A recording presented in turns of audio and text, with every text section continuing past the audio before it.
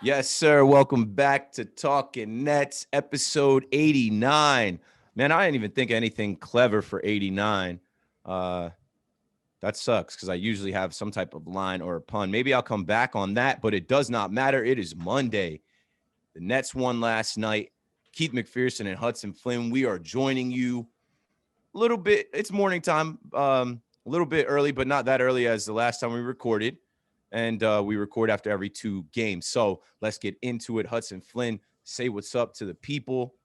Man, what's up? I'm first off very happy that we are not recording as early as we did last time. That was an absolute mess. I woke up feeling like I needed to spend the rest of my day throwing up. Luckily, my day ended up being better than that, but that was a bit of a mess. It was early in the morning, but now we got a nice, I would say late morning, 11 o'clock. Going to finish this up by noon. Have some good energy to take with me for the rest of the day. I have one loss to talk about, but one win, some good news, some bad news, a good mix, a good podcast. I'm excited for it, Keith.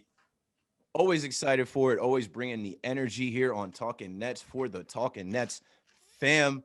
Gotta send a shout out to everybody listening. The listeners are growing.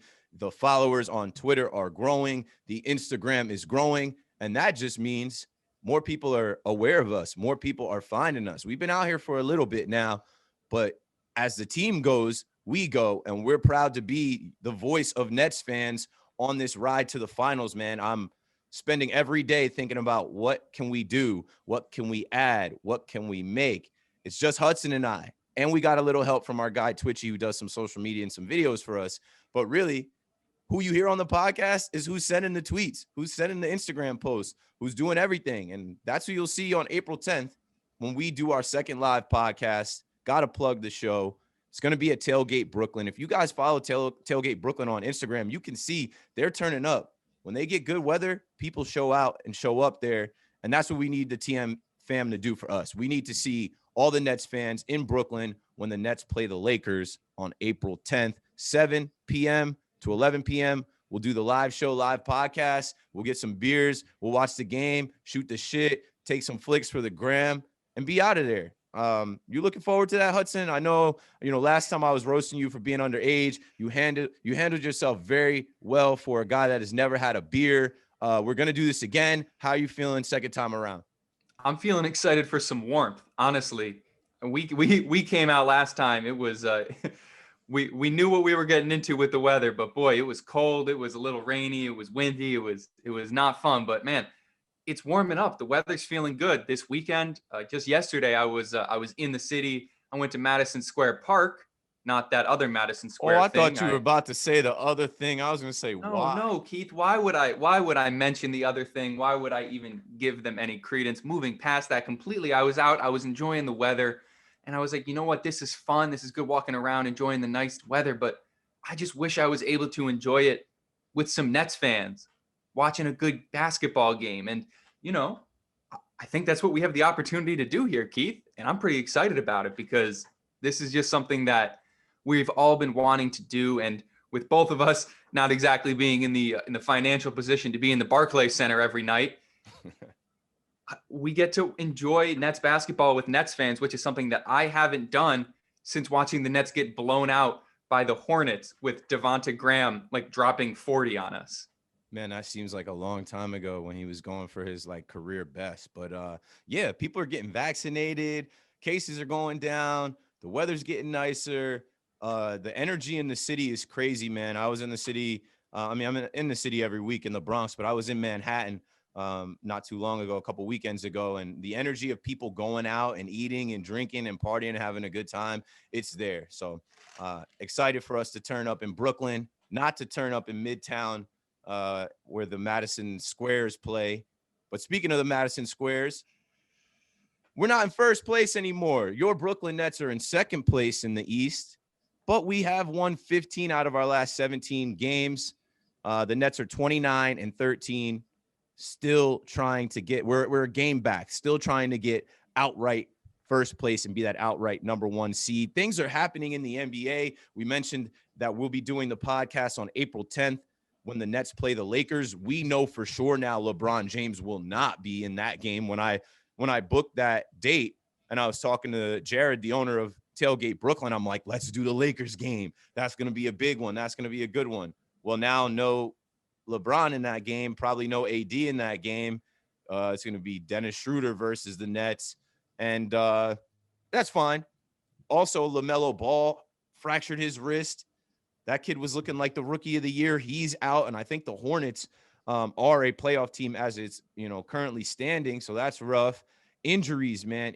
We had some injury scares last night. We'll get into that in a minute. But let's start off talking about some news. One news hit we got to hit you with. The Nets signed Alize Johnson to a 10-day contract. I've never heard of this guy, but he's a 6'7" power forward. Exactly what the Nets have been looking for over the last couple months for this team. Hudson could probably tell you a little bit more because he posted late last night and probably looked up Alize Johnson and some info on him. I think I saw him in a Pacers jersey. I'm not sure who he was with in the G League. Hudson, can you tell us a couple things about Mr. Johnson, not Tyler? Yeah, I believe he was with the Raptors G League affiliate, the Raptors G League affiliate. And look, the Nets needed to fill a roster spot to meet up like with the NBA requirements. This morning would have been like their deadline to have someone signed. So they signed someone last night. They bring him in. And look, we don't know if he's ever going to have a spot on this team. This could just be another Tyler Cook situation. Who knows? With the trade deadline coming up, the Nets do have a roster spot that they need to fill for sure. I don't think that Sean Marks wants to have this continual rotating door when it comes to who's filling that last roster spot, because that it hurts locker room chemistry. You don't know if you want to get to know your guys, So it's something to look at. In the G League, he put up some pretty impressive numbers. And obviously it's the G League, way different level of competition. We saw Reggie Perry was balling out in the G League. So if we're going to really give anyone some time that played in the G League, it would be him. But averaging 16 points per game, 13 and a third rebounds, which is pretty impressive to average a double-double like that convincingly. Had some assists as well, could get some blocks, had some steals. Overall, looks like a good player. Looks like someone that the Nets could use, could play in garbage time. But if we're being honest, he's probably going to be another one of those signings that might make an appearance if the Nets are blowing a team out, get some run, earn some time, have front row seats to the greatest show in basketball. But at the end of the day, it doesn't read as a signing that is going to make a long-term impact on this team. Who knows? Maybe he balls out in practice. Maybe he shows the coaching staff something that they want to see. But at the end of the day, that roster spot is probably going to be filled by a buyout candidate or by someone found at the trade deadline, which is really coming up soon. This is going to be an interesting trade deadline for the Nets because, as we all know, we already made the trade that is going to define our season and the NBA as well as a whole this season. But the Nets might still make some moves. Things are heating up, and I'm going to let that segue right into some other news that is tangibly related to the Nets. Aaron Gordon requesting a trade after playing a great game against the Nets. All of his shots were falling. The Magic are looking to get something for him. I believe they're requesting 2 first-round picks for Aaron Gordon, looking to go to a contender, but getting interest from all around the league. Keith, how are you feeling about our old guy, the man that Nets Twitter has been in love with for so long, that wanted on their team for so long, but then we got James Harden, so we forgot about him? I feel like what happened?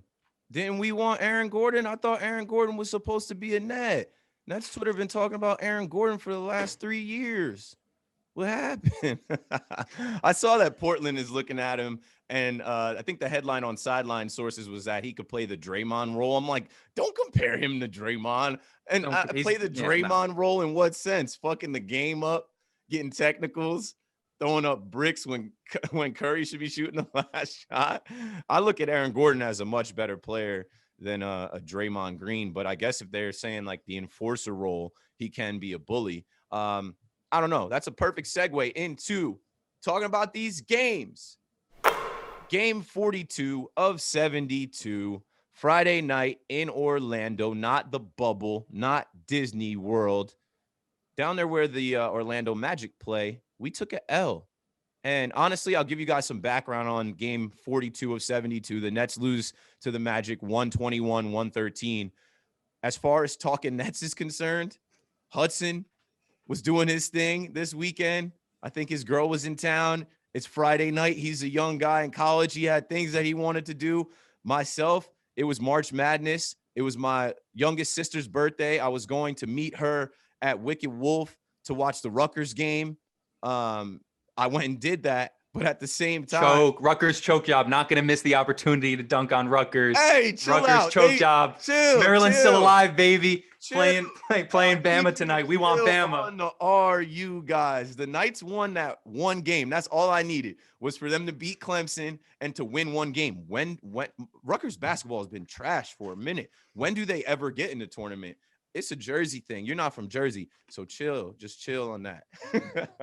But yeah, basically what I'm saying is Hudson and I both were like doing things, enjoying our Friday night as you should in the spring, in March. But we still figured out what we had to do to cover the game. And luckily, it was a game where in the beginning of the game, there was nothing really to highlight. And I don't want to spend too much time talking about a loss. I never do because they really don't matter. In the NBA, you're going to lose games, and this Nets team really doesn't lose that many games. I will say that Aaron Gordon was definitely pissed looking at this Nets team. He comes back from injury. He goes off on us because he's mad. He's like, man, I was supposed to be a Brooklyn Net. Now they got Kyrie, Harden, Blake Griffin. What about me? What'd you think? And then obviously Kyrie, we all know Kyrie went off for 43 and was literally keeping us in the game. At halftime, it was 64-62. And I'm like, we could win this game, but it's tough to do every night to come out and win. And when you play down to your opponent, like we have in the past, like we did with the Magic, they went on some runs and we end up taking an L. And it was good for Aaron Gordon to have his game, first game back from injury, trying to get traded to a contender. He put on a show. Good for him. You might win some, but you just lost one. Look, you kind of said it. Kyrie balled out, but that was it in terms of the Nets. We saw some interesting, and I'm just going to be honest, weird performances. We saw Joe Harris shoot 2 of 12 from 3. That's a little out of character. Yeah. We saw James Harden play, I would say not his best game as a Net. And the Nets really couldn't hit shots at all. It was Kyrie Irving that was doing everything, that was carrying this team, that was keeping them in the game. And I think he would have kept the Nets in the game on a normal night. But the Magic were shooting shots that never fall for the Magic. A team that cannot hit their shots was hitting every three, finished the game over 50% from 3. And at the end of the day, that was kind of March Madness vibes because anyone can win any game in basketball because of the 3-point shot. If you get hot from 3, you can win a game. And we've seen this in March Madness, whether it's, Abilene Christian beating Texas or whatever you want. If you can hit shots, if you can make your threes, you can win any game that you play. And that's what the Magic did. They pulled off the big upset, the double-digit seed beating the 1 seed. But at the end of the day, it doesn't really matter that much. And like you said, I don't want to dwell on this game for too long because it was just an aberration. It was just a game where the Nets couldn't really shoot well and the other team could shoot amazing. They shot the lights out of the building. This is not bringing back the narrative that the Nets play down to their competition. This is not bringing back the narrative that the Nets are bad at defense. This is not bringing back the narrative that the Nets can't rebound. We're putting all of that aside. It was one bad game, and we followed it up by getting a win. So at the end of the day, that's all I have to say about it. An aberration, and we moved on. Yeah, it's fine. Good for the Magic. Aaron Gordon had 38. Evan Fournier had 31. Vucevic had 22. Like, they were doing their thing. Good for them on their home court to get a win. They're trash can, bro. Like, they are garbage. I think they have 14 wins. Like, that's the NBA for you. Like, any night, it could be somebody's night to drop 38, and then they have a running mate drop 31, and they figure out how to win. Last things from this game that I will say is TLC, another DNP. Where did you hear that first? Talking Nets. We basically told you that TLC was going to lose his job, and Hudson was saying that, him not playing with that knee soreness were DNPs, but they were listed as out. Now you're seeing him healthy get DNPs and back-to-back games that we're talking about today. Another note from this game, Nick Claxton he played 22 minutes, and DeAndre Jordan played 23 minutes. So they were kind of neck and neck in time in the loss to the Magic. And we'll move on to the next game with that segue where Nick Claxton played almost double the amount of minutes as DeAndre Jordan did in this Washington Wizards game. Thank goodness. Yeah, thank goodness, because it's like, as fans and as people that are doing a podcast and that are covering the game, of course, we're trying to coach the team. Of course, we're trying to set our own lineups and, our own rotations, and we're thinking about who should be out there and all you need is a set of eyes to see that Nick Claxton is not playing like a rookie. He's not playing like a guy with 30 games under his belt. He's not playing like a guy that hasn't been there. He's playing like a dog. He's playing like a beast. And I think just, with DeAndre Jordan, it's DeAndre Jordan. It's the name. And, the super friends. He's got friends on this team that have literally got him on this team. And with Steve Nash being a former NBA player, he's got respect for a veteran like DeAndre Jordan. He's giving him the start. But you know what Nick Claxton gets? He gets to close. Let's talk about the Wizards game, Hudson. I'll let you go for it, and then I'll come back and close it out on that. Well, we beat the Wizards. That's good. That's a first. They beat us twice this year? Yeah, that's one of our boogeymen. And one of the worst losses of the Joe year. Harris inbound fiasco and TLC taking the last shot, things that hopefully will never happen again. And look, I think the Wizards are a little cursed because regardless of the Nets winning this game, having some good performances, obviously Kyrie Irving closed out the game well. Nick Claxton had what felt like his 10th coming out party with the Nets. I don't know what more anyone needs to see from him. This man is improving. This man is just reaching another level that, first, on one hand, is to be expected when you're playing next to James Harden, but also is not necessarily to be expected of someone who has only played 30 games, who is walking around with this swagger. He's looking people down. He's blocking people. He's staring them down. He's doing all these things. He's bringing the right energy. Keith, you posted that GIF of him giving the shoulder to someone on the Wizards. And that's just exciting. I love that energy. I love that vibe. And, not to bring up, old comparisons, but if you compare him to a Jared Allen, that was one thing we were always looking for from Big J. We always wanted him to show that fire, to show that fight, to want to get into people's faces, to stare people down, to not be Mr. Nice Guy all the time. And we have that from Nick Claxton. And that's just so exciting. And it's just really great. But back to what I was saying, I think this Wizards team is cursed. When we play them, it's just nothing good ever comes of it. It started off at halftime with James Harden having a scary collision. It looked like Garrison Matthews was diving for the ball, kind of got James Harden in the temple. In the post game, he said he tweaked his neck and it cramped up a little bit. And he was just sitting on the court for a while. He was able to walk off the court under his own power. But that was, Keith said, scary minutes. That felt like a scary eternity watching him sit on the floor, because without him, I don't even know what to say. My heart fell through the floor. It was terrible. Not to cut you off, because I just got to speak on how I felt. I started to panic. That looked like an NFL hit. That was a shoulder to helmet hit with no helmet on. He could have no foul called either. And no foul call. Bro, the refs, I'm tired of complaining about the refs because we hear everybody complain about the refs. But between that call and then the Jeff Green call on Russell Westbrook, because Westbrook screamed, ah, and he didn't even get touched, and the ref calls it. I'm like, what are these guys looking at? But back to Harden. When Harden was down like that, I started having just that panic anxiety moment of this is what can't happen to this team. If Harden goes down, the guy that stirs the drink, the guy that's leading the team, that's leading the charge, that's the MVP right now, that is how things start to fall apart and the hype machine derails. But luckily he got up on his own power after a couple minutes, scary minutes for us watching that as fans. And then, halftime goes by and we see him warming up. He's a dog, and he's like you said, he's durable. I think, I forget how Dane told me, he's like Harden is thick. He's like an offensive tackle, but he's got some movement. There's some offensive tackles in the NFL that can run a bit. Harden is like a thick body guy that can move. All right, back to what you were saying about the Wizards.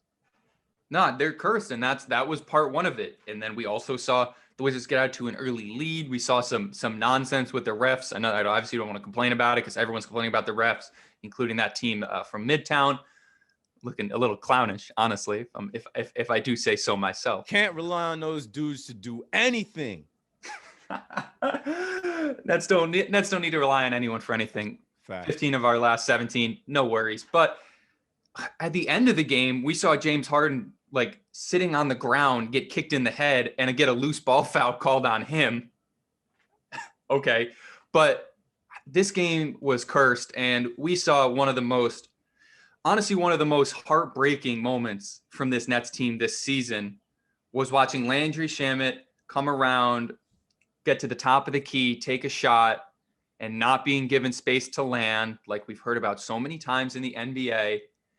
and come down, put all his weight on his ankle, and he just went down and he was in pain. It was just terrible to watch. And it was just a cruel twist that now when he's finally balling out, having a really just amazing, breakout with this Nets team after starting off so poorly, he gets all that momentum cut off by an injury. And we don't know how severe it is yet. There hasn't been reports on what it is yet, but it's just awful to see. And it's just a cruel twist that right when he was getting good, right when Nets fans were starting to really, really fall in love with the man, he gets hurt on a play with no malicious intent. It just happened. It just felt like basketball. And honestly, to me, it kind of felt like the David Nwaba injury. Obviously, it's a different type of injury, different part of their body, but it was just kind of deflating. I watched it happen. I was like, oh man, like I knew it was bad. It was just so unfortunate to see happen. And I mean, I'll let you speak on it, Keith, and, talk about maybe who's going to fill in his role, whether it's going to be Tyler Johnson or if TLC is going to sneak back into that lineup. Maybe we're looking at a JJ Redick buyout becoming more of a possibility again. Who knows? But I'll just talk about how I felt. And I was just like, man, he's a young kid, finally finding his groove with the best team in the NBA. And he just gets cut down like that. And it's just terrible to see. Yeah, he's 23, just turned 24 this month. I think he's adjusted now to the bright lights of New York City, playing in Brooklyn, and he was getting a rhythm going and giving us solid minutes. And it sucks, like you said, to see him get hurt in a way that we've seen so many players get hurt. When it happened to Kawhi, people talked about it all day, all night for weeks. But, it happens to Shamet. We lose Shamet, and now we got to think about who can step up off the bench. It's going to force us to have some different rotations. It's going to force us to do some different things. I'm sure Steve Nash is one step ahead of the game. And I heard him speaking on Tyler Johnson, a.k.a. Lil TJ. And he said that he's a competitor. He's a winner. And Tyler Johnson is a guy that was getting DMPs in the beginning of the season. Tyler Johnson is a guy that we saw come onto this team in the summer in the bubble. And we also know about Sean Marks and how much Sean Marks kind of chased him. Dare I say, a white whale, akin to how Garrett Cole was a white whale for Brian Cashman, but obviously less money and not as big of a star. Either way, Tyler Johnson, now's your time, bro. Now's your time to come off the bench and get buckets and be who we're paying you to be who Sean Marks thought you were. Landry Shamet, I just hope that he can, I hope it's not that bad. Like, I hope he's not out, like, as long as LeBron. They're saying LeBron is going to be out for sure 2 to 3 months. Hopefully this is just a sprain that he can ice up in a month, come back from. We haven't got word on that, but we'll see. But it's tough to lose guys. It's the second half of the NBA season. Teams are going to lose guys in this next 2 months before we get to the playoffs. And there are going to be some altering injuries that like change, everything for teams. Now, losing a LeBron is not like losing a Landry Shamet, but I think we're going to learn some things about this team. Now, back to the game. A couple things I'll say in closing about the Wizards game. Good to beat them. I did just look back. Obviously, they beat us in the last seconds with Beal and Westbrook hitting those shots. And then they beat us earlier in the season. They're just one of those teams that are like, I don't know, for some reason the Nets play down to them and can't beat them. We finally got that monkey off our back and beat the Wizards. Another interesting thing from these games, back-to-back games, Sunday night, Friday night, we scored 113 total points. Friday night wasn't enough to win. Sunday night, it was enough to win. We played enough defense. We started off terribly slow. We started off so slow. I was like, all right, here it goes. The Wizards are going to have a 3-0 record against the best team in basketball, and that's not going to make any sense. That's basketball, Susan. No, didn't happen. Guys fought through. Obviously, Kyrie, 28 points, doing what Kyrie does. I saw you put out a tweet that he bullied Westbrook, and I love when you put out these tweets and you put out the Nets fan and the Nets bias on how we saw the play. And I think that is what happened because you did kind of see a little wing, a little get off me. But then we got a bunch of NBA Twitter people. Oh, he didn't bully him. Oh, he made him get to it. Like, yo, I'll say this again. If Hudson tweets something, that's what happened. I don't need any of you nerds contesting that. I don't need any of you nerds trying to say what's a foul, what wasn't a foul, who won. At the end of the day, Kyrie got the bucket, so he won. Harden, it's just a tough win, a gritty win. Harden puts up 26. It's not a triple-double night for him, but like I said, him taking that shoulder, like he could have been concussed, and he came back and played the second half to show you, like, I'm solid, I'm good. And I mentioned earlier that Nick Claxton played a little bit over 26 minutes. DeAndre Jordan had 17 minutes. And I think we are starting to see a change. I think we are going to start to see Claxton now have more minutes. They had the same amount of minutes against the Magic and we lost. They made some changes and said, hey, Claxton is ready to be the guy.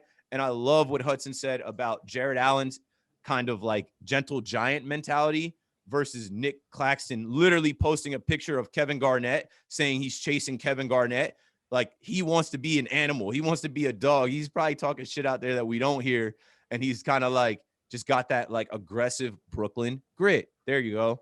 Other than that, from this game, Blake Griffin, obviously we got to talk about Blake Griffin. He had said the morning or yesterday morning, Sunday morning, that he didn't sleep. And I love that. I was like, no sleep till Brooklyn. He couldn't sleep out of excitement. And he was kind of, nervous about the game. And, you don't want to lose sleep before your first game. You got to get your rest. But he got enough rest to get his bunnies back. And, of course, he dunks his first points as a Brooklyn Net. And the crowd goes wild. He got a great ovation from the Barclays Center fans. And then on Twitter, everyone exploded. And shout out to Big Cat from Barstool. I don't know if you guys know. Shout out to Barstool themselves also. Shout out to Barstool, period, for rocking with Talking Nets. Big Cat takes our Talking Nets clip, uses it, and you already know he's got over 1 million followers. The views on that they're going sky high as we're talking right now. I bet if I check back, I think last time I looked, it was like 250,000 views on the Blake Griffin dunk. It's probably double that now. And I think he had a bet. These guys gamble on everything. I think he had a bet that Blake Griffin's first points as a net would be a dunk, or maybe there was a bet that Blake would dunk it all, and that cashed out last night. It was good to see Blake Griffin in a number 2 City Edition Nets uniform. This is all real life. And he finessed the league, Keith. I was just about to say, man, league. This is all real life. And he's on the Nets. We didn't see this coming. You said he scammed the league. He finessed the league. He got to where he wanted to be. And we got to talk about this. Dunks are great, but defense is better. I was watching this guy play defense. I'm like, this is the type of defense we're getting off the bench. You guys all saw the block of Brad Beal, but just like, okay, he might not be able to jump the same, but he can still move his feet. He can still play defense. And that is what's going to be the most valuable for us with Blake Griffin being a role player off the bench. He also was posting up as well. And he was doing well in the post. And that's something we haven't seen from anybody on the Nets. I haven't seen, I can't even remember ever watching Jared Allen, work in the post that often. It's just awesome to see. And he was dictating the offense a little bit. He was moving people around. He was, holding the ball at the top of the key. He was, getting off screens. It was exciting to see. Obviously, it's his first game. Obviously, there's many areas he needs to improve, whether it's just his fitness, getting off that minutes restriction, or, improving his scoring, maybe getting that 3-point shot working. Who knows? But he finessed the league. And it's just crazy to see that, the Nets are the beneficiaries twice now of people finessing the league, of people working the system to get onto the Brooklyn Nets. I know we talk about this all the time, and this is a Nets podcast, luckily, so everyone can relate to this. There was such a long time where people be like, "Oh, Hudson, what do you, what team are you a fan of?" And I'd be like, "Oh, I watch the NBA, but I'm a Nets fan. I'm a Nets fan." And now it's Brooklyn's the place to be. It's just crazy how far we've come. I'm never gonna stop posting that photo of the summer league team with Yogi Ferrell and all the other guys whose names you can't pronounce. I'm never gonna stop rocking with that, because it's just crazy to think how far the Nets have come to the point where we have players finessing their way into Brooklyn. And we got to give credit, obviously, where credit's due, and we're always giving credit to Sean Marks, to the team, to the players that he picked up, like Spencer Dinwiddie. And Keith, I'm going to hit you with this. This was not in the plans, but I think it was more of an oversight on our part to not have it be in the plans. Trade deadline coming up. A lot of Spencer Dinwiddie talks.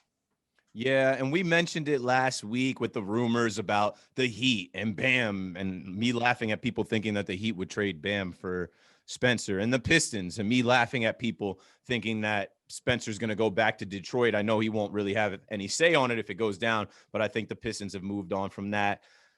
He's a very interesting chip. He's a very interesting trade piece. I think that he's in the Nets' plans. I posted on our Instagram story today, Monday motivation. Looking at him working out, he is recovered. And if he's recovered in March, where he's doing the workouts that he's doing, next is going to come dribbling a basketball, shooting. Well, he's probably already been shooting, but basketball drills, activities. If he can work out, let's say next Thursday, if he can work out on the court again from April to June 1st, I've been saying June for Spence. I think June he could rejoin this team if he doesn't get traded. But if he gets traded, I guess it'll be for a big or a center. Well, a bigs or centers, but like a forward or a center. But I don't see him getting traded, man. It's funny that you said what you said about being a Nets fan. I used to be the Nets fan that's like, yeah, I'm a Nets fan, but I root for LeBron. I just want LeBron to win. I watch LeBron every night. I root for LeBron. Yeah, I'm a Nets fan. And when I was going through those years in the past few years, my favorite Brooklyn Net was Spencer Dinwiddie. And Spencer Dinwiddie went to University of Colorado, the Buffaloes, and they won. And I gave him a shout out. I said, Spencer Dinwiddie's Buffaloes advanced in impressive fashion over Georgetown. And he replied, never a doubt. And for me, as a fan, I know that doesn't mean anything to some people, but I still get hype over a guy that I admire. I wore number 8 in high school. He wore number 8. And then, Kobe passed and he switched to 2-6. But Spence was my guy. I literally had him on my phone as the screensaver. I want to say I'm like 2017, 2018.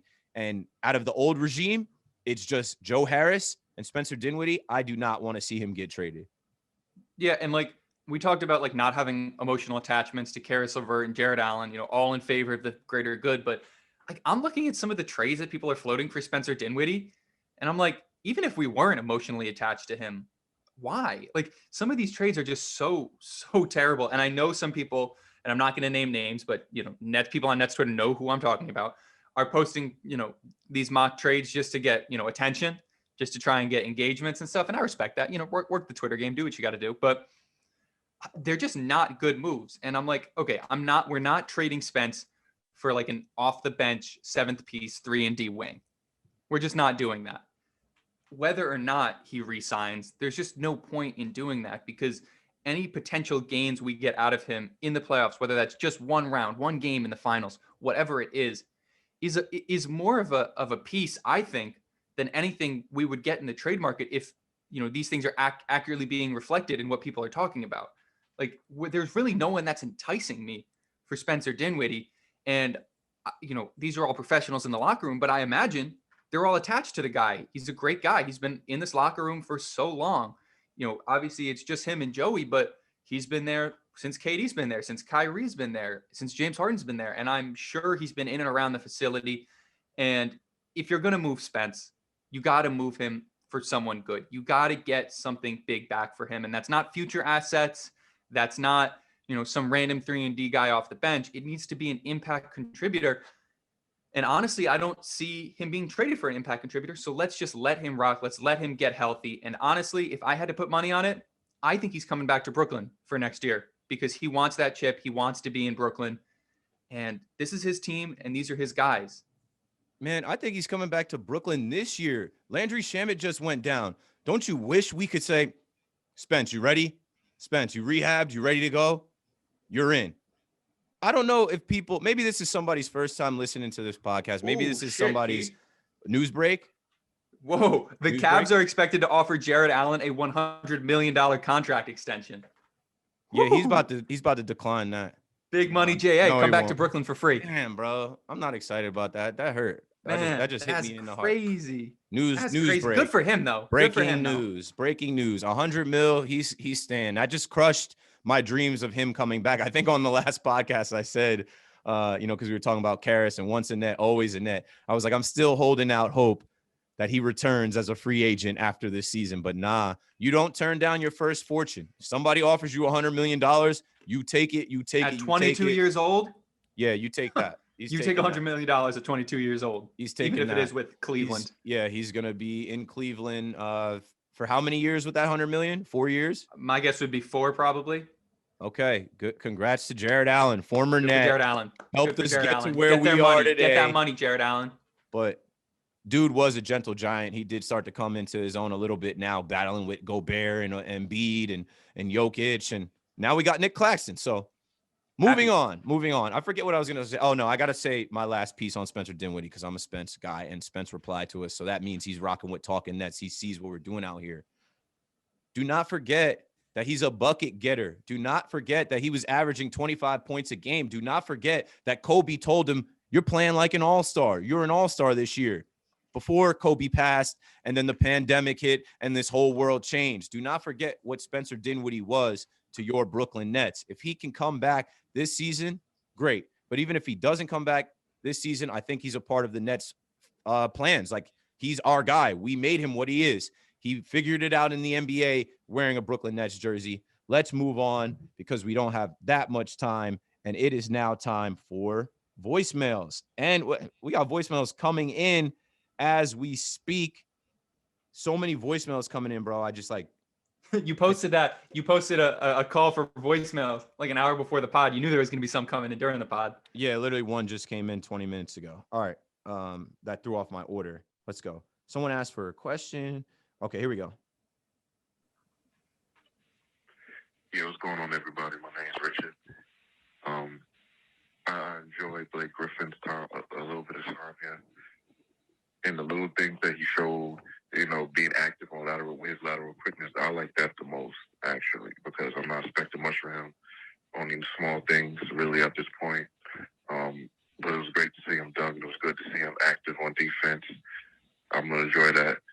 I'm really enjoying Claxton. He's showing that really he should start, honestly. I know politics is politics, but yeah, DJ, he I'm gonna leave it at this. Claxton should start, but yeah, man, I enjoy your podcast, man. Keep it going. Rich, I think that might be Richie Rich who called last week, but yeah, appreciate that, bro. What I'll say is, we're all over the DeAndre Jordan experiment. It's not even an experiment at this point. It's like something we have to do. And he mentioned the politics of it. It is politics. It's because this is DeAndre Jordan. If this guy's name was Tyler Cook, he wouldn't be getting the minutes that he's getting. And I get it. It's the NBA. You get your contract based off of what you've done, and your name precedes you for years, even with a Blake Griffin, who we also mentioned. I wasn't expecting too much from Blake either, but like he said, his lateral movement, we're going to enjoy watching Blake Griffin come off the bench for us. Hudson, anything on that? First off, like, Blake Griffin is better than any of the other 10-day guys we were signing. Absolutely. So Blake Griffin is essentially this massive piece for the Nets for free. So if you could take that and have him be a role player coming off your bench, any team in the NBA would want that. And the Nets got a steal. I have a question for you. How do you think the Nets are going to win the NBA Finals? And did you think that Kevin Durant is going to finish his career with the Nets? And do you also think that Kyrie Irving and James Harden will finish their career with the Nets? By the way, my name is Benjamin. Thank you. Benjamin. Shout out, Benjamin. Benjamin, how old are you? Doesn't matter. Probably like 2 years younger than Hudson. He's the next generation of Nets fans. Come on. So he's he the generation that's going to turn the entire Northeast, not just New York City, black and white. Say that. You're right, bro. This is going to change our fan base forever because all these young kids are with the Nets and they're asking questions like, do you think the Nets are going to win the finals? Yes, I've thought that for the last 2 years, that this year the Nets are going to win the finals. Do I think they're going to win the finals the next 2 years? Yeah, I think this is the start of a dynasty. Do I think that KD is going to finish his career with the Nets if we win the championship in New York and bring a ring back to the city and have a parade? Yeah, that's going to start making some permanent ties. And if you guys look at KD's businesses and what he's doing with 35 Ventures, the boardroom, Rich Kleiman, even listen to his podcast, like, he's basically telling you, like, he's trying to get set up. Listen to his podcast that he just put out, the ETCs with Eddie Gonzalez, who was on Talking Nets. And he talks about, legacies and setting up yourself for after basketball. Where's he going to go do that at? Boston next? Utah next? No, he's in the spot. And same with Kyrie. Kyrie is home. I think there's a good chance that KD and Kyrie win a championship as Nets and want to finish their careers together as Brooklyn Nets. Both of these guys are over 30. I think Kyrie's under 30, but KD is 32. I think Kyrie's 28 or 29. There's a good chance that they finish their careers as Brooklyn Nets. I hope they do. That's fun. I love that energy. Nets fans are all about loyalty. And if we can get some of that loyalty, that would be so nice. And it would be so much fun to be able to have them finish their careers as Nets and have their jerseys hanging in the rafters. Because I think we should get some retired jerseys out of this era of Nets basketball. Well, yeah, they need to retire Vince Carter's jersey and do the Vince Carter night. But I understand Vince played in a bunch of other places, whatever. I should have played this voicemail first. It's short. Yo, boys, I'm from Jersey. I just want to let you know you're waking up today and getting to watch all these undisputed in first take. This is what some fans wait their whole lives for. I just want you to cherish every single day. We got it right here, no matter what. Yeah, well, we woke up today and we weren't in first place. I think this voicemail came in a couple days ago, and that's fine. I did wake up, I think, last Thursday, very excited that the Nets were in first place, even though it was tied. That's all good. Now, this next one made me smile because this is my guy, B, who I used to work with at Fubo TV and was one of the only Nets fans at the company. And he's been, I think, rocking with Talking Nets since we started because he's been rocking with me since like 2017.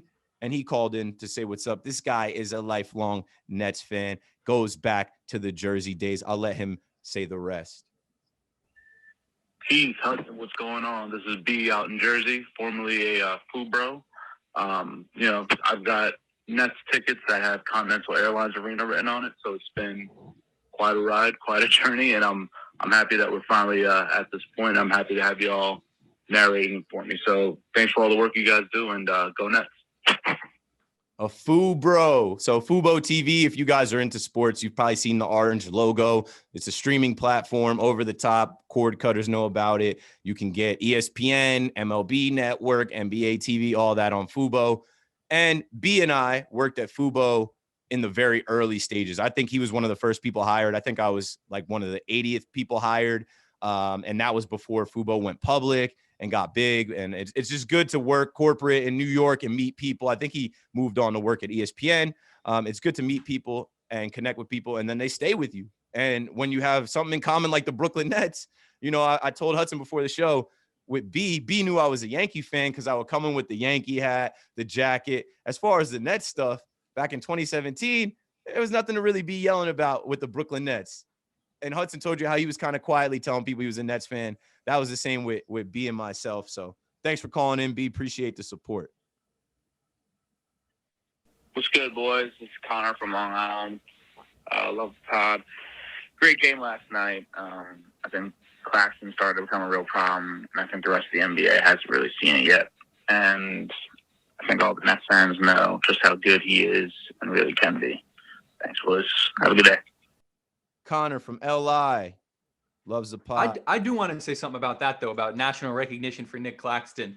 There was a tweet. I forget who sent that. It might have been like someone like Hoop Central, someone like that, one of those bigger basketball accounts, NBA accounts.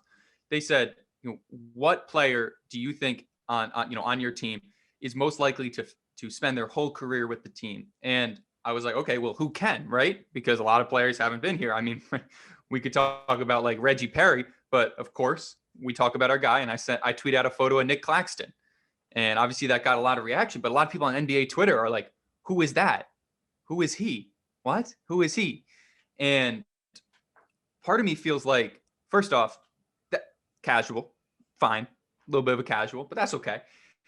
I just need Nick Claxton to go and play on national TV after the trade deadline, so people don't ever talk about him in trade talks, and just light some people up on defense, playing defense on the perimeter, dunking, getting some, chase down blocks, some blocks from behind like we saw last game, and then just running that pick and roll with James Harden and just really getting on that national stage, because this man was made for the bright lights.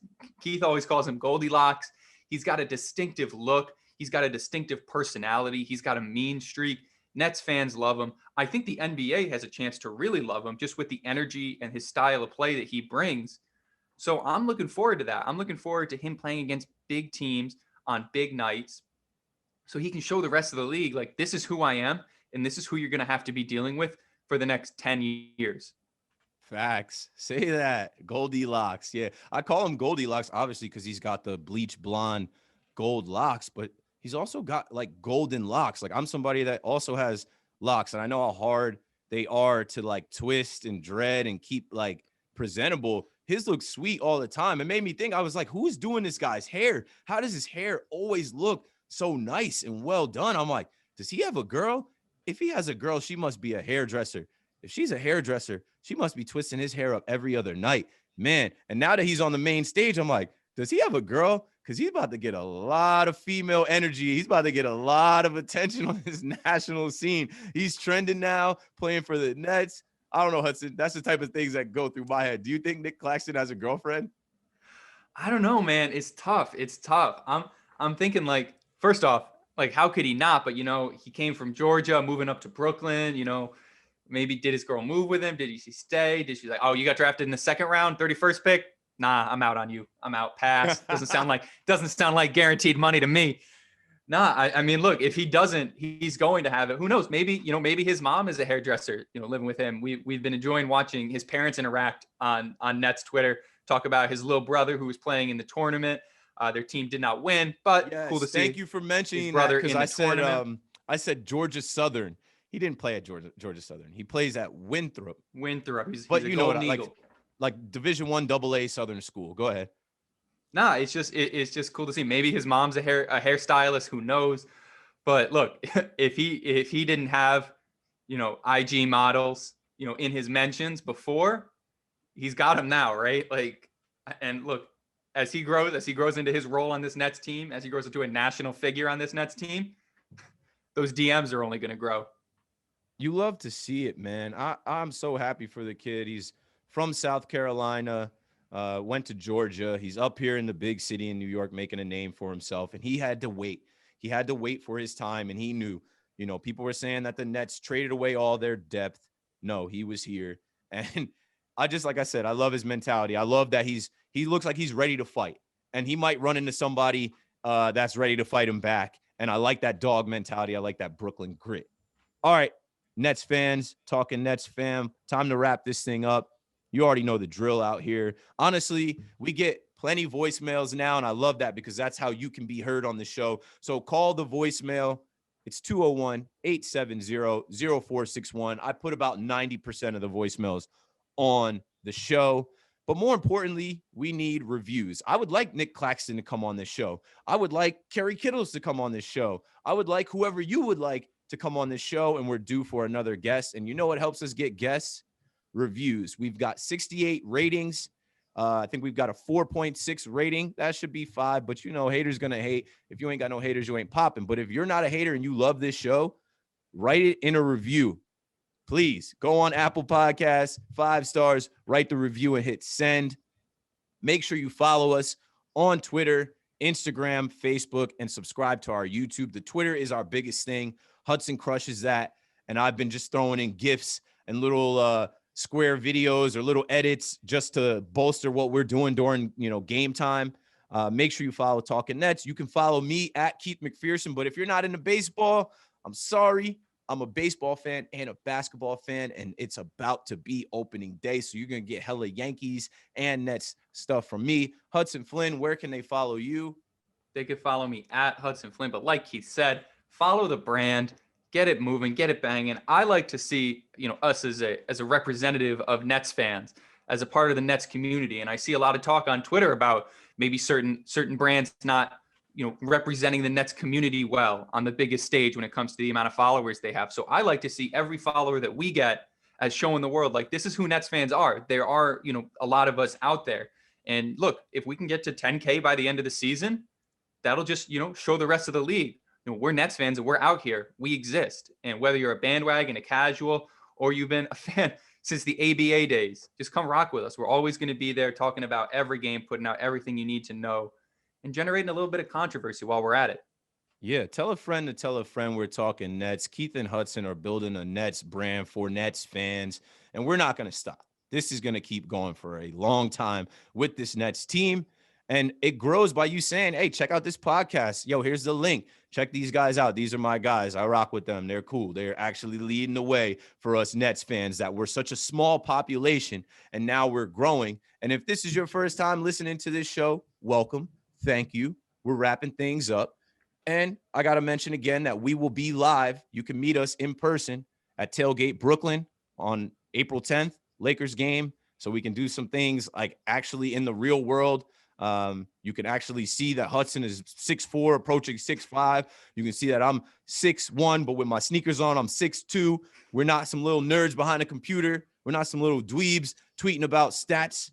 We're actually real human beings, and we're really about that. So can't wait to get everybody together. Thanks for listening. And when we do our live pod and we have our live show, everyone in unison will say, let's go Nets, Brooklyn.